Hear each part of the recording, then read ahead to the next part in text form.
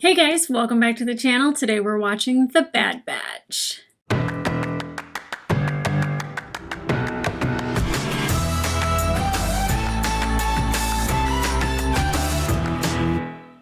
Hey guys, welcome back to the channel. Today we are watching episode 4 of season 2 of The Bad Batch. The last episode was so good. So good. I would say that it's like probably one of my favorite episodes. Well, that and also Battle Scars because my boy Rex was in it. Speaking of which, I got a Rex. I love him. I love him. Look at how big he is. He's huge. And he's next to Obi-Wan. And I got a little Ahsoka down there. So, like, we have the whole gang back together. I really loved that it was a self-contained episode, mostly about Crosshair. While there were other things that were definitely, on the outside of the story, it was focused in on Crosshair. There was a Crosshair and Crosshair. Anyway, my brain just shot in a different direction there for a second. Anyways, I like that they did kind of a focus on one clone from the Bad Batch that like a lot of people were like, Crosshair's still part of the Bad Batch. Stop saying that it's not a Bad Batch episode. That's not what I meant. I meant our gang, the people that are still together. Crosshair is not. So that's all I meant. I didn't mean that he wasn't part of like Clone Force 99 anymore. But I love that we got the concentration on him, which if you had told me going into it, that's what the episode was going to be about, I'd be like, oh, I want to watch that because I don't really like Crosshair. But my opinion on Crosshair has also changed. While he is dark and he is not too much of a free thinker and he does what he's told, that's what a good soldier does, I do think that there is more depth to him. And you can see it when he thinks, not necessarily in his actions yet. And I definitely think at some point Crosshair will hopefully defect back to our group, especially because of Cody and seeing that, like, Cody just chose not to kill somebody. He didn't want to execute somebody after he just negotiated a peace. I mean, Obi-Wan would have been so proud of him. I don't know if he went AWOL. I don't know if they did something to him. I don't think that they would like kill Cody off screen. I think that we'll definitely see him again. I don't know if they took him somewhere. I don't know if he left on his own accord. I'm hoping so. I'd love to see him again. Some people were like, wouldn't it be great if he showed up in the Obi-Wan series? Yes, it would be. I would love that. I would love to get that moment. I don't know how they do that, considering how old Tamora Morrison is, but I mean, the shit that they can do, like, with like dots on people's faces and all that, the de-aging, all that, I think it would be really, really cool. Or if they even did a Tales of the Jedi and that was an episode where you had Cody and Obi-Wan, back together. Anyway, I'm going to stop thinking of what could be and kind of concentrating on our group because we have to get back to them. I feel really bad for our group because they're constantly having to go on these missions to make money that they're sharing with Sid because Sid's the one that gets them the job. I feel like it's not sustainable. There's got to be another way. There's got to be something. I don't know if there is a market for defective clone troopers to join a certain rebellion when it happens. I know that that's not for a while yet, but I would have them join. I enjoy them very much. Now, obviously, in this last episode, too, we also kind of got like what we saw a little bit in Andor of the Empire kind of going in tyrannical territories, right? I feel like being an independent planet should sort of protect you from the Empire a little bit, but I feel like even if you are a separatist or not, the Empire don't care. They come in to get your planet. If there's something of value there, something that they could use, something that they could take, if you're closer to a certain star system and it's just easier for travel, whatever it may be, the Empire is going to definitely take advantage of that. It has a way of exploiting planets. Looking at Aldani. Anyway, I know I'm mixing them, but they're all coming together story-wise. It very much paints this picture of not only, Order 66 and what happened to the Jedi and the clone troopers and like that part that like we didn't get to see from the movies, But now it's also showing us way more behind the scenes and just how awful the Empire really was. And also why we're fans of the Rebel Alliance. I could not. It wouldn't be my thing. It wouldn't be my thing. Rebel Alliance all the way. So I don't really know what to expect in this one being back with the group. Probably Tech teaching Omega something, Wrecker wrecking something, Hunter being the overprotective dad, Echo, I feel like we got more depth from Echo in episode 2. So if we can continue that trend of just like having just these clones shine, I think that would be just ideal and amazing and needed. And getting me attached to them makes me a little scared, but at the same time, I also love them dearly. So I'm not going to speculate any further. Let's get into it. Need to like lean back further so you can see Rex in all of his glory.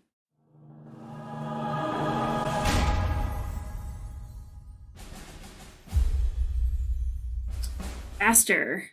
Was this a tech episode?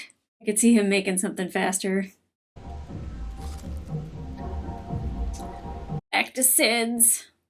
If they created a place that was like Sid's, like that I could go visit, I'd love that. Now you owe me 2 cartons of Mantel mix. Not so fast. One more game. Double or nothing. Hey, Getting addicted. I got another job for you. Oh, good. Hunter and Echo aren't back from the other mission yet. I would not call transporting 50 cases of Nerf nuggets a mission, nor is it a proper use of our skill set. Your skill set will come in real useful on this one. Especially you, Muscles. Oh, You're yeah? gonna be my security crew. Cool. We will require a more detailed briefing than that. No time. The shuttle's waiting. I guess to work we go. Fun, yuck. I really enjoy Tech. I love his dry humor. Or his dry... He's not even funny, but he comes off as funny. I am beginning to understand the need for added security in a place like this. Little sketch. And things get dicey. That's where you come in. Why would they get dicey? The pod racing? Those noises sound so familiar. Whoa! It's called riot racing. Riot racing.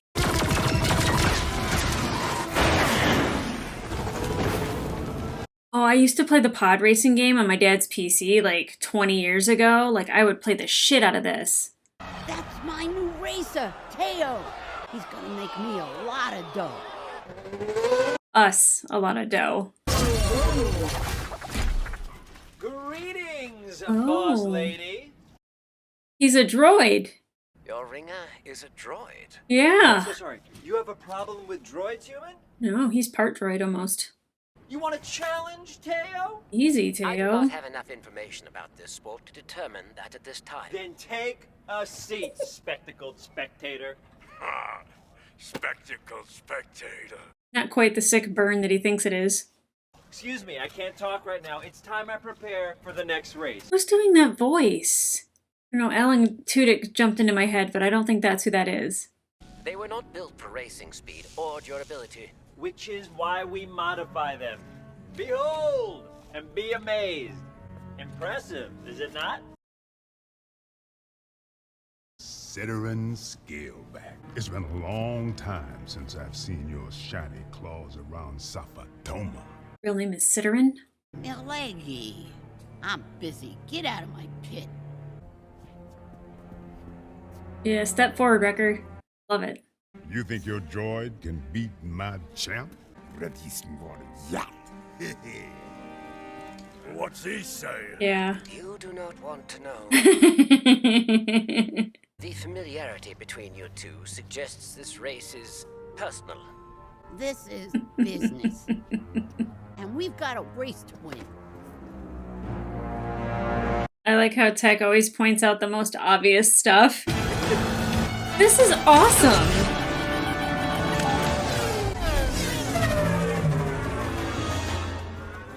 I want to play this game. Given the unpredictable nature of this course, I cannot determine who the victor will be. Oh, fun!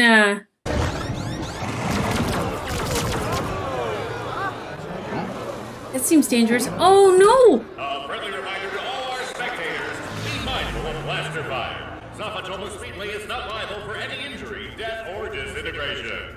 Jesus. Somebody just died. What's wrong with the left tunnel? It's a death trap. This whole race is a death trap. Word. Uh-oh, the challenger is closing in fast. He's gonna do it! Teo's gonna do it! I don't think he's gonna do it this time around. Is that legal? Steel claw time. Apparently. Venom crunch coming up. I guess there's no rules? Oh no! And Jack Venom wins. Oh. About Teo! Or most of him. A piece of him. You are out of time. Wanna step in here? I didn't bring you two for the company. Rough. How much does she owe? More than you got, kid. Well, we're not done yet. Looks like you're done to me. Omega thinking on her feet. If you win, we pay you double. If we win, we get Sid. Aww. Do we have a deal? We race tomorrow. And I keep Sid as collateral. Oh. That look Sid gave her was just so sweet. This speed is in worse shape than I thought. Well, an all-nighter. With a few more adjustments, he may be capable of racing. That is hilarious. Ha ha ha. I am more than capable. I am ready to... Where are my arms and legs? No, that's not how you connect the servo. Let Teo instruct you how to do this properly. Turn him off. Hey, yeah? Did you forget you were working on me? Because it seems like you're just having a conversation about nonsense over there. How about a little less chatter? A little more spanner? I don't like him, but I do at the same time.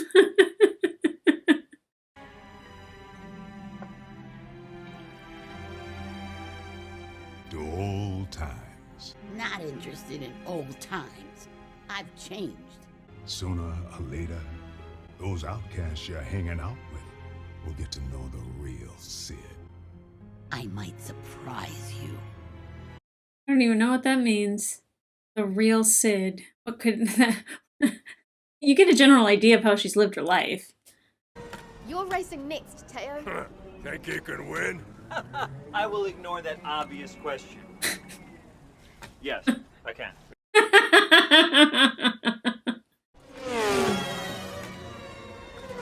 I like how Tech is studying this. Sorry, why exactly are you, studying the track layout? It's important. I am analyzing the course and patterns of the races. It is fascinating. You are doing it wrong, human. Calculations won't help you. This It guy. is all about strategy and skill, of which you have zero. Teo. If you want to win out there, offense is the best theory. We have a wipeout down in the pit. Oh. Boy. I don't think he's gonna be able to race. Zapatoma's a dangerous place. Probably on purpose. Snap out of it, Tin. I regret nothing.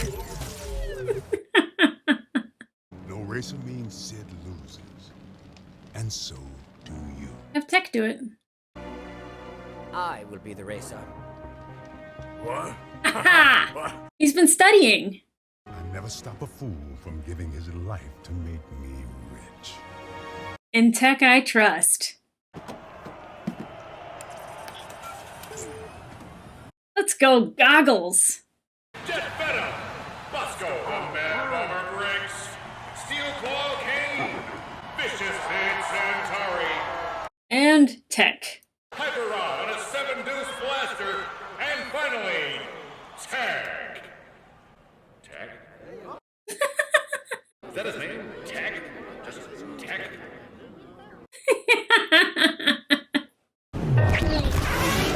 Yeah, buddy. Although him never having been in it before is a little, like, how does he get control of everything? I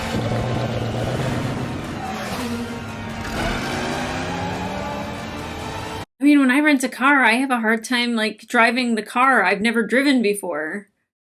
And that's on regular roads.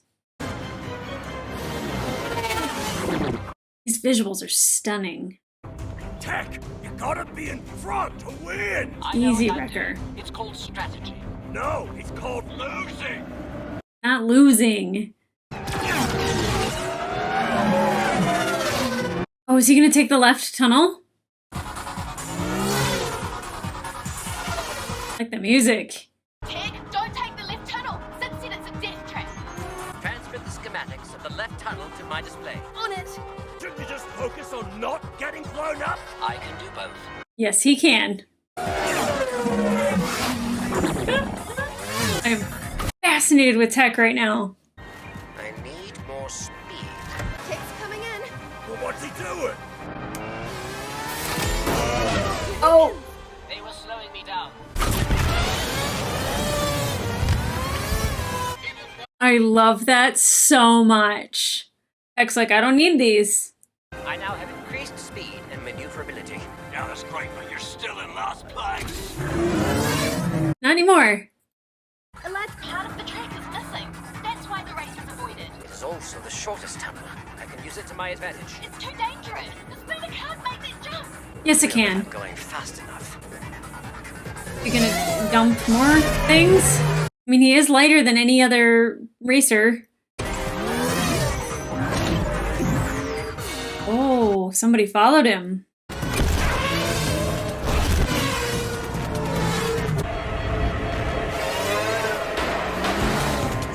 Oh, my stomach is like in my throat right now. It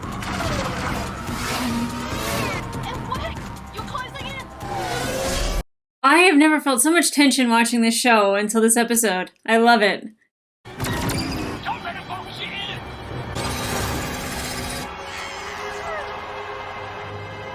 Come on, Tech.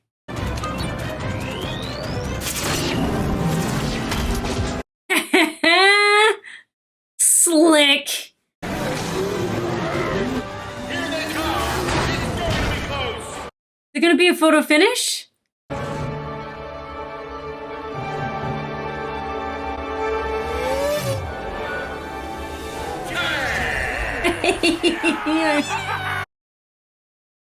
Obviously, there's never a doubt, but it's so fun to watch Tech win a race. You did it. You sound surprised. Aw. I thought you were a goner.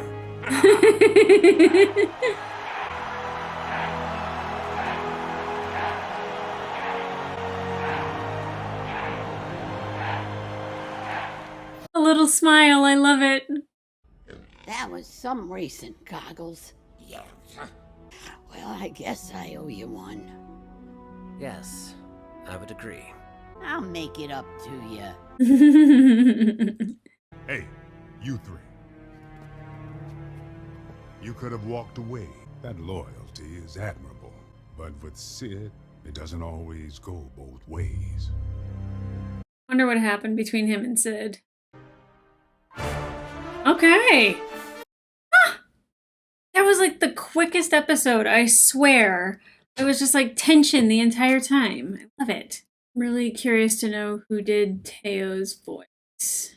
Ben Schwartz. Okay. I thought it was going to be somebody bigger. Ernie Hudson? I can't tell you that that's who I would have thought that that was, but I love that. Ah! Oh, and I didn't realize Rhea Perlman did Sid. That's kind of funny.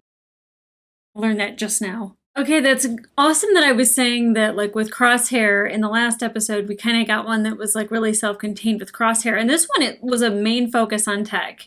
You know, like they just, no Hunter, no Echo, just these three. I like it. I like adventures like that. Like, we always know that, like, Hunter's gonna be the dad, and, you know, Wrecker's gonna wreck something, and he's gonna be the big doofy older brother and everything. And I love Tech because he is the smart one of the group, and you saw that with this, him studying the course, even like is it okay to call a droid cocky? But when there's a cocky droid and it's just like, oh, it's talent and skill, and you could see that it wasn't. Like, Tech does homework. He studies. He knows what he's talking about. And he even says at the very beginning, he's like, I don't know enough about this to know whether or not, this is good, this is bad, he's going to win, he's going to lose. Like, I don't know enough about it. And so he learned about it. And he figured out how to win. And how great was it that they were all chanting his name at the end? There's the tiniest little smile. Tiny little smile. So tiny, but it was there. I was so happy for him. And I loved when they were announcing everybody, and it kind of reminded me of Game of Thrones when Daenerys is like being announced in front of Jon Snow, and it's like all these like little parts of like her name, and it just goes on and on and on and on and on, and he's just like, this is Jon Snow, King of the North. Like, that's what it felt like. It was like, yeah, and this is a Tech. Oh, I absolutely loved it. I like adventures like this. I like how like the last episode was incredibly dark. This one was like still had like a darkness to it, like especially with the like we're taking Sid as collateral, and we'll pay you double. If we win, then we get Sid. And I really liked the look that Sid gave Omega in that moment. It was like true appreciation in her eyes of like, wow, I'm not just, a boss, or I'm not just, somebody that we do business with. Like, I think she's going to remember that, and that meant something to her. And to where I already forgot his name. Or the big guy, is like you can't trust Sid. Like she's loyal, but like, only to a point. And I feel bad because like whatever Sid had in her past, is being held against her now here in the future. And obviously they don't say things for no reason. So I think that we're going to see why at some point throughout the season. But what a freaking kick-ass episode. Fun. And if they don't make that into a game, they're stupid. I was saying that like, I remember playing the Pod Racer game on my dad's PC, and I was like so good at it. And I remember I was always like sweating, just drenched with sweat, and like my hand and my wrist hurt from playing so much with a joystick. It was like an actual joystick back in the day, not a controller. But like that Pod Racer game was like so much fun. This would be amazing. Like, come on, Disney, let's get it together. And visually it was stunning. Like even the advertisements that were like going throughout that like, I don't know what they said, but it looked beautiful. And like all the tunnels looked amazing. And I like that it wasn't like, cause like it sounded like Pod Racers, and I'm glad that it wasn't Pod Racers, cause that leans a little bit too much on, the movies. And I like that they had kind of their own thing going on. Now, like Sid says, like, I owe you one. And Tech's like, yes, you do. I don't know what that means.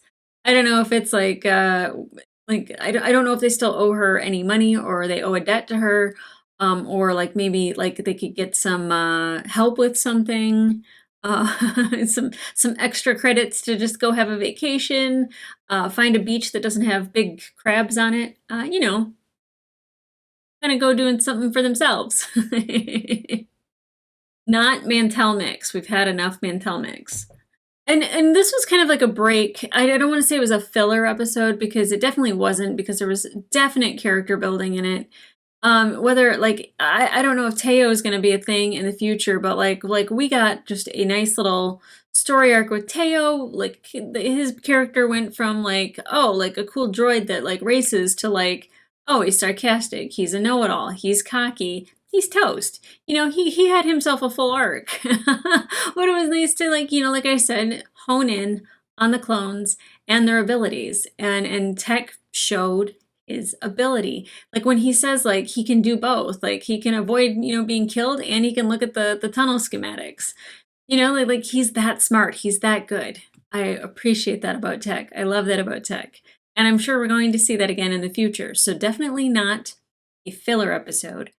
But I do feel like it was a departure from the main story. So like once we veer back into that, like less fun, I'm sure. But this was a lot of, I'm not sorry.